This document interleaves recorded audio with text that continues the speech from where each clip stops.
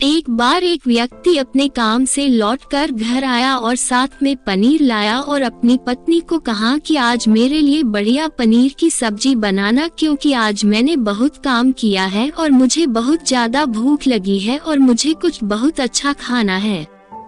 उसकी पत्नी कमरे से बाहर आई और पनीर लिया और कहा कि बिल्कुल आप हाथ पैर धोकर तैयार हो जाइए, मैं आपके लिए बहुत ही स्वादिष्ट सा खाना बनाती हूँ। वो व्यक्ति फ्रेश हो गया और टीवी देखने लगा और इंतजार करने लगा सब्जी के बनने का, ताकि वो उसे खा सके। किचन से बहुत अच्छी खुशबू आ रही थी। वो व्यक्ति बस सोच रहा था कि जल्दी से खाना बन जाए ताकि मैं अपनी भूख को मिटा सकूं। लगभग 1 घंटे के बाद खाना बनकर तैयार हो गया। स्वादिष्ट सा भोजन अब खाना लगने ही वाला था कि उस व्यक्ति ने अपनी पत्नी से पूछा कि खाने में नींबू है कि नहीं, क्योंकि मुझे पनीर की सब्जी में नींबू डालकर खाना है। लेकिन पत्नी ने कहा कि नींबू तो खत्म हो गए, आपसे कहा था लेकिन आप भूल गए। व्यक्ति ने अपनी पत्नी से कहा कि रुको रुको, अभी खाना मत लगाओ, क्योंकि नींबू के बिना खाने में बिल्कुल मजा नहीं आएगा। तो मैं अभी गया और अभी नींबू लेकर आया। वो व्यक्ति वापस से कपड़े पहनकर तैयार हुआ और नींबू की पास वाली दुकान पर गया। जब वहां पर देखा तो नींबू नहीं थे।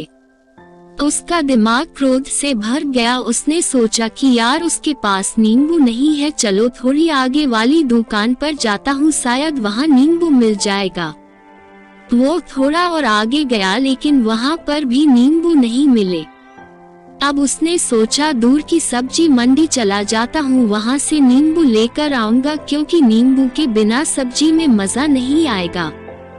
करीबन आधे घंटे के बाद वो करीब के सब्जी मंडी में पहुंचा। वहां पर उसे नींबू मिल गया और वो बहुत खुश हुआ कि चलो नींबू मिल गया और अब मैं घर में जाऊंगा और सब्जी में नींबू डालकर अच्छे से सब्जी खाऊंगा। अब वह खुशी खुशी नींबू लेकर घर आया और अपनी पत्नी से कहा कि जल्दी से सब्जी गरम कर दो, रोटी गरम कर दो और नींबू काट, ताकि मैं अच्छे से खाना खा सकूं।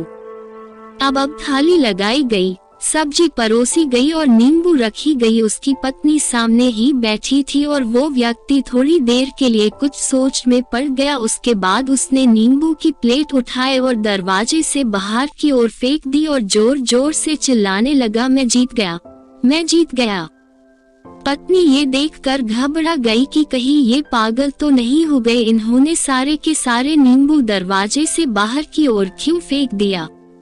उस पत्नी ने उस व्यक्ति पर चिल्लाया और कहा कि आप पागल हो गए हैं, अभी तो इतनी देर तक नींबू के बारे में पूछ रहे थे और अभी जब नींबू घर पर ले आए और खाने बैठ गए तो आपने इन नींबुओं को दरवाजे से बाहर फेंक दिया और अब चिल्ला रहे हो कि मैं जीत गया, मैं जीत गया। पत्नी पूछी, आप किस चीज में जीत गए, हुआ क्या। अब व्यक्ति खुशी खुशी बैठ गया और अपनी पत्नी से कहा, आप भी बैठो, इत्मीनान रखो, बताता हूँ कि क्या हुआ। आज सुबह से ही मेरी जीप मुझे अपने बस में करने की कोशिश कर रही थी। जब मैंने बहुत काम कर लिया तब मुझे बहुत तेज भूख लगी। जब मैं घर पर आया तो तुमने बहुत ही स्वादिष्ट सब्जी बनाई, उसकी खुशबू मेरी नाक में गई। फिर मेरी जीभ ने कहा कि इसे अब नींबू चाहिए। मैं पास वाली दुकान पर गया लेकिन वहाँ नींबू नहीं मिले। थोड़ी और दूर गया, वहाँ पर भी नहीं मिले। तो मुझे उसने और दूर लेकर गई। मैं उसके वश में आ गया और जैसी ही वह कहती रही वैसा मैं करता गया। अब मैं वैसा ही करता गया जैसा वो मुझसे करवाती गई, लेकिन अंत में मैंने विजय प्राप्त कर ली। मैंने उसे उठाकर बाहर फेंक दिया और कह दिया कि तुम्हारा मुझ पर कंट्रोल नहीं है, बल्कि मेरा तुम पर कंट्रोल है और मैं जीत गया। क्या आपको समझ में आया कि कैसे अपने इच्छाओं पर विजय प्राप्त करें?